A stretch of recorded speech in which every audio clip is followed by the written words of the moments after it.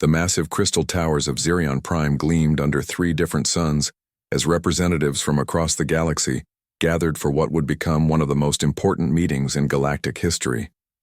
The Galactic Council chamber buzzed, with quiet conversations in dozens of alien languages, but today's discussion centered on one small blue planet at the edge of the Milky Way. Ambassador Krelthon of the Dominion Empire stood at the central podium, his 6 arms gesturing dismissively as he held up a glowing datapad. His voice carried the kind of boredom that comes from centuries of dealing with what he considered inferior species. The holographic display showed Earth spinning slowly, looking fragile and insignificant compared to the massive worlds that council members called home. "Honored council members," Krelthon began, his tone dripping with condescension. "We gather today to discuss the humans of Earth, who have recently stumbled upon faster-than-light travel technology." A few chuckles rippled through the chamber. The idea that any species could stumble upon such advanced technology was amusing to beings who had mastered it millions of years ago. The data scrolled past images of human cities, wars, and technological achievements. Krelthon paused at a section showing Earth's history of conflicts. These creatures have existed for a mere 200,000 years, barely a blink of an eye in cosmic terms. In that short time, they have engaged in countless wars, destroyed their own environment multiple times, and show no signs of the wisdom that comes with true civilization. Council member Vexandra of the Silicon Brotherhood leaned forward, her crystalline form catching the chamber's light. "What are their current capabilities, Ambassador?" "Primitive at best," Krelthon replied with a wave of one of his hands. "They have achieved basic nuclear technology, rudimentary space travel, and their recent breakthrough in FTL drive technology appears to be more luck than skill. Their largest spacecraft can barely carry a few hundred individuals, and their weapons technology is centuries behind our most basic defensive systems." The chamber filled with the alien equivalent of murmurs and nods. To these ancient beings, humanity seemed like children playing with toys they didn't understand. In the observer section, Ambassador Lee Minho sat with Earth's small diplomatic team, watching the proceedings with growing frustration. Lee had spent months preparing for this moment, studying galactic law and customs, learning the complex protocols required to address the Council. He had hoped that humanity's achievement of FTL travel would earn them respect and a chance to prove themselves among the stars. Krelthon continued his presentation, showing statistics about human population, resource consumption, and technological development. "Based on our analysis, we recommend classifying humanity as a Category C developing species. This classification would restrict them to expansion within 3 star systems maximum, limit their trade agreements to basic resource exchange, and require council oversight for any major technological developments." The vote that followed was swift and unanimous. Ancient beings who had witnessed the rise and fall of countless civilizations saw nothing special in humanity. They had evaluated hundreds of species before, and most followed predictable patterns of growth, stagnation, and eventual decline. When Lee Minho was finally given permission to address the council, he stood with as much dignity as he could manage. His translator device struggled with some of the more complex galactic languages, but his message was clear and passionate. "Honored council members, humanity may be young, but we have shown remarkable adaptability and innovation throughout our history. We have overcome incredible challenges on our homeworld and have always found ways to grow stronger from our mistakes. We ask not for special treatment, but for the opportunity to prove ourselves as equals among galactic civilization." Lee's speech was met with polite but dismissive silence. Council member Korthval of the Eternal Dominion spoke for many when he responded, "Young Ambassador, we have seen thousands of species make similar claims. Time will tell whether your people possess the wisdom necessary for greater responsibility. For now, the restrictions stand." The council moved on to what they considered more pressing matters, leaving Lee and his team to absorb the reality of their situation. Earth would be allowed to explore and colonize only 3 star systems. They could trade only basic materials like metals and agricultural products. Any advanced technology would require council approval, which could take decades to obtain. As the session ended, Lee watched the ancient council members file out of the chamber, chatting casually about matters affecting billions of lives across the galaxy. None of them seemed to consider that they might have just made the biggest mistake in galactic history. They had no way of knowing that humanity's greatest strength had never been their technology or their weapons, but their refusal to accept limitations and their incredible ability to turn restrictions into opportunities for growth. 3 years had passed since the Galactic Council's dismissive ruling, and something unexpected was happening in the outer rim of the galaxy. The first signs appeared in routine surveillance reports that crossed the desks of board council bureaucrats. What they read made them sit up and take notice for the first time in decades. The reports painted a picture that defied everything the Yari Council thought they knew about developing species. Humanity wasn't just surviving within their 3-system restriction. They were thriving in ways that seemed impossible. The Sol system had transformed into a bustling hub of activity, while the 2 additional systems they'd been granted access to had become showcases of efficiency that even impressed seasoned galactic observers. In the Alpha Centauri system, humans had built what they called New Geneva Station, a massive research facility that orbited the twin stars. The station housed over 50,000 researchers and engineers, all working on projects that pushed the boundaries of known science. What caught the Council's attention wasn't just the scale of the operation, but the speed at which humans were solving problems that had stumped other species for centuries. Dr. Park Ji-woo had become something of a legend among the human research community. Working in a cramped laboratory aboard New Geneva Station, she had been experimenting with quantum field manipulation when she made a breakthrough that changed everything. Her team had discovered a way to create stable quantum tunnels that could transfer matter instantaneously across vast distances. The implications were staggering. This technology could revolutionize transportation, communication, and even warfare. What made Park's achievement even more remarkable was that she had accomplished it using equipment that the Council considered outdated. While other species relied on massive installations and centuries of accumulated resources, Park had managed to create quantum tunnels using modified human technology and creative problem-solving approaches that no other species had ever attempted. Meanwhile, in the Wolf 359 system, Colonel Kim Tae-hyun was busy rewriting the rules of military strategy. Kim had studied every major galactic conflict from the past 1,000 years, analyzing tactics and strategies used by the Council's most successful military commanders. But instead of simply copying their approaches, Kim had done something uniquely human. He had found ways to improve them. Kim's innovative tactical frameworks focused on adaptability and rapid response rather than the overwhelming force that most galactic militaries preferred. His training programs emphasized creative thinking and individual initiative, concepts that were largely unknown in the rigid military hierarchies of most Council species. Human soldiers were learning to think independently, make split-second decisions, and work together in ways that confused and impressed foreign military observers. The most disturbing reports, from the Council's perspective, dealt with humanity's unauthorized diplomatic activities. Despite being restricted to basic trade agreements, humans had somehow managed to establish contact with dozens of other species that the Council had classified as developing or restricted. These weren't official diplomatic missions. They were informal networks of cooperation that operated completely outside Council oversight. In the Vega system, human traders had made contact with the Cathari, a species known for their incredible engineering skills but classified as primitive by the Council due to their nomadic lifestyle. Instead of exploiting the Cathari as most Council species would have done, humans had established a partnership based on mutual respect and shared knowledge. Cathari engineers were now working alongside human scientists, combining their dimensional physics expertise with human innovation to create technologies that neither species could have developed alone. Similar partnerships were forming across the galaxy's outer regions.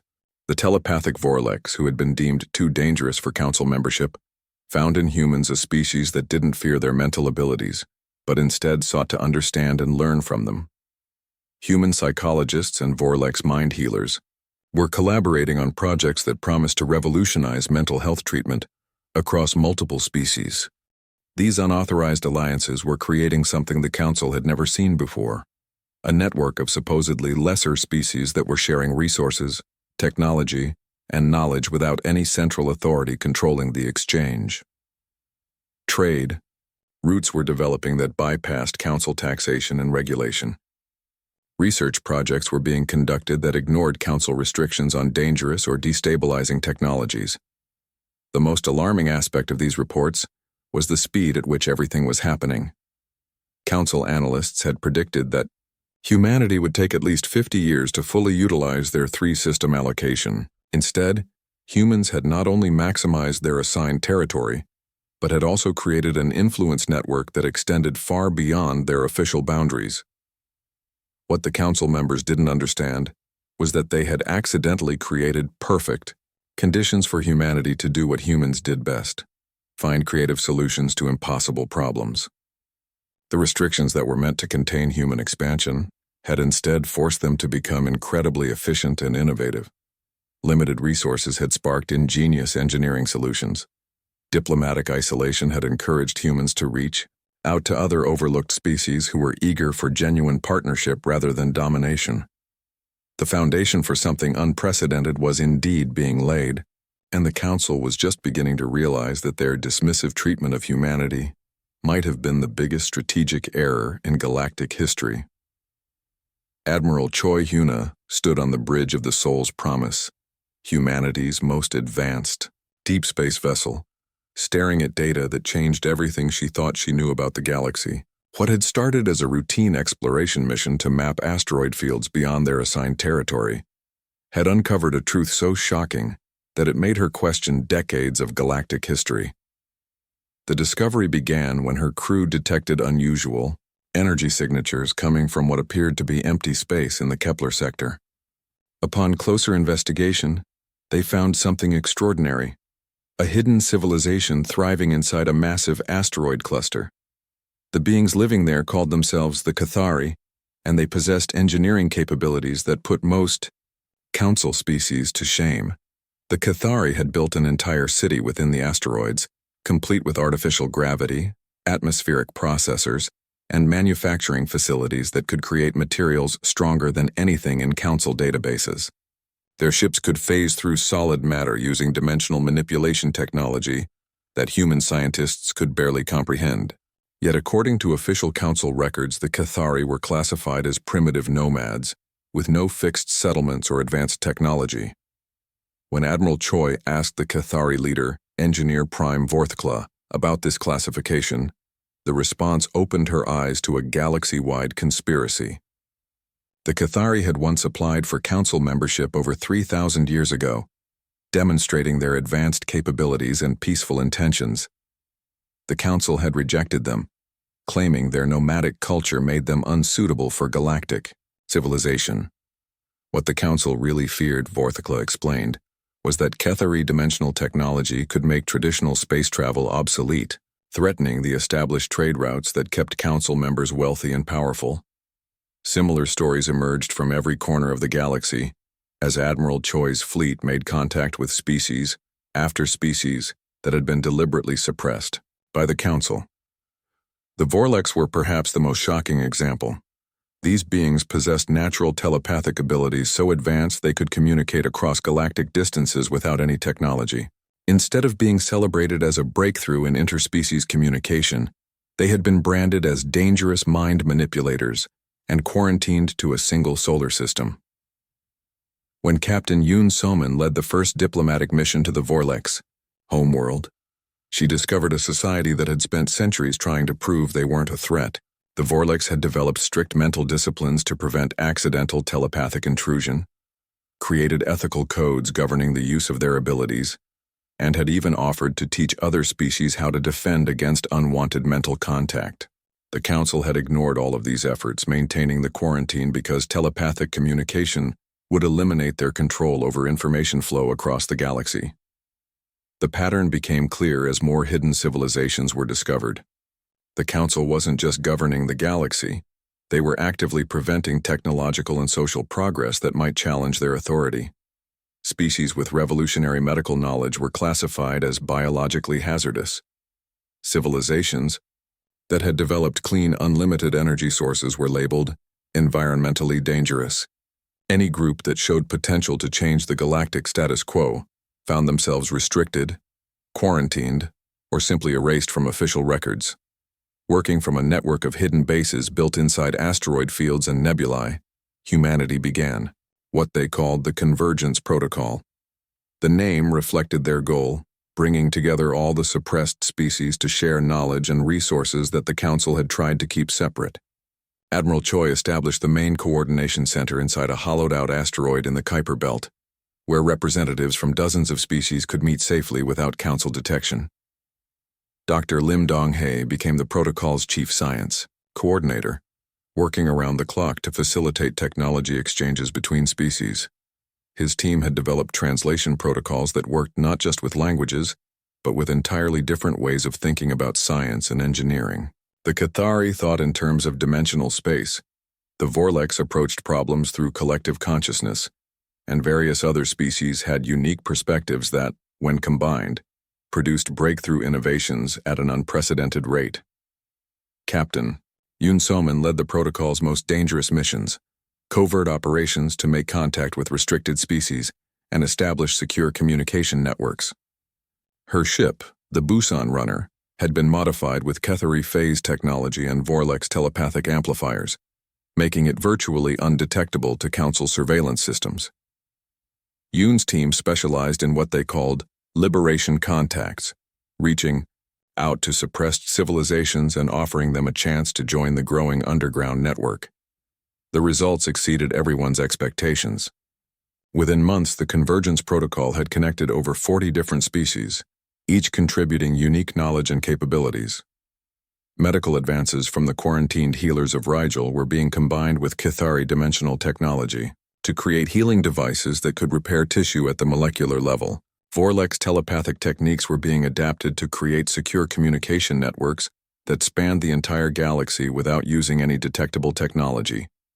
Most importantly, species that had spent centuries in isolation were rediscovering hope. The Council's greatest weapon had always been convincing suppressed civilizations that they were alone, that resistance was impossible, and that the established order was the natural way of things. The Convergence Protocol shattered those illusions by proving that the majority of galactic civilization was actually living under artificial restrictions. The Council remained completely unaware of what was happening beneath their notice, continuing their routine governance while their carefully constructed system of control crumbled from within. The morning sky above Zerion Prime had never seen anything like it.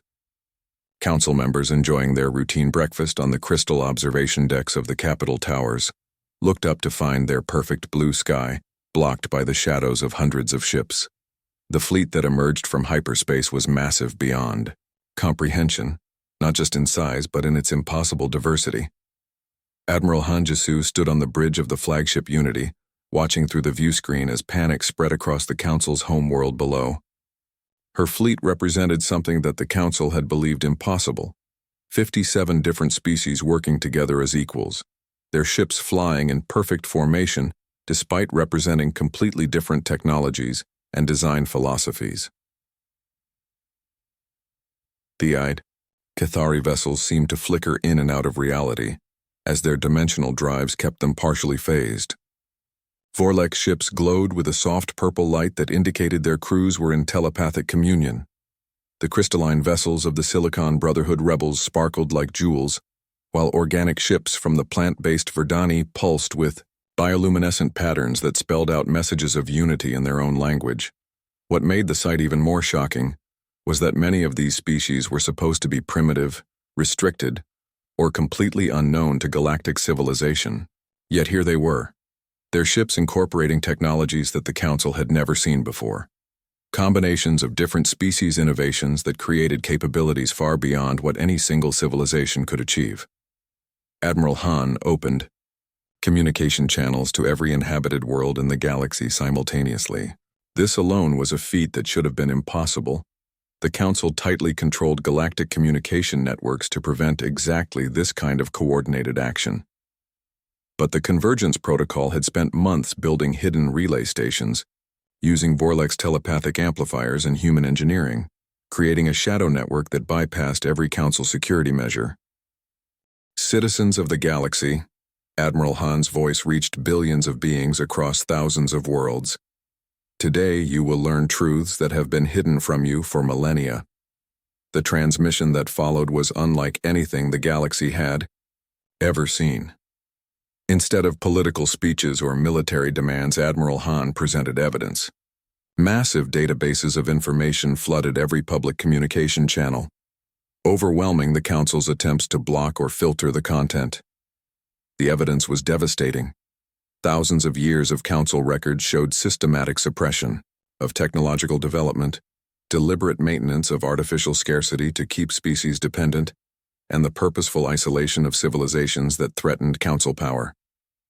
The data revealed how the Council had classified the Cathari as primitive, while secretly studying their dimensional technology, how they had quarantined the Vorleks to prevent telepathic communication from breaking their information monopoly, and how dozens of other species had been similarly suppressed. But the most shocking revelations came from Council members' own communications. Private messages showed their casual contempt for the species they governed, their amusement at keeping civilizations deliberately underdeveloped, and their plans to eliminate any species that showed too much independence.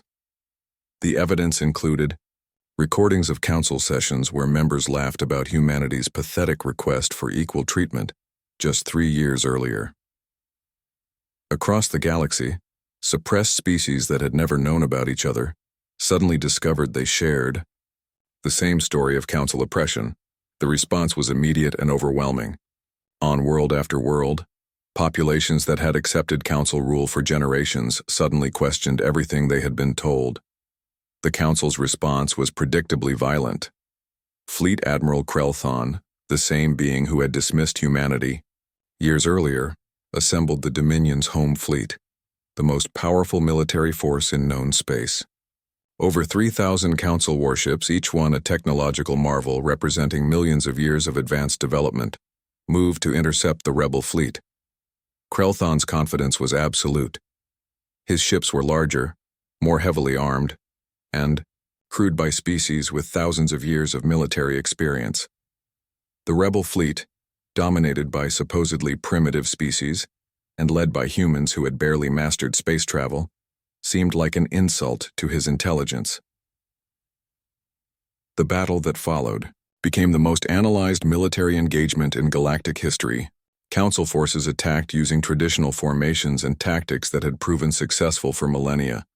Overwhelming firepower directed at enemy formations until they broke and scattered. But the rebels didn't fight like any enemy the Council had ever faced. Human tactical innovations combined with technologies from dozens of different species created a fighting force that seemed to anticipate every Council move. Cathari ships phased through Council energy barriers and appeared inside their formations. Vorlek's telepaths coordinated fleet movements with perfect precision while jamming Council communications. Human-designed fighters used unpredictable attack patterns that confused targeting systems designed to handle predictable enemy behavior.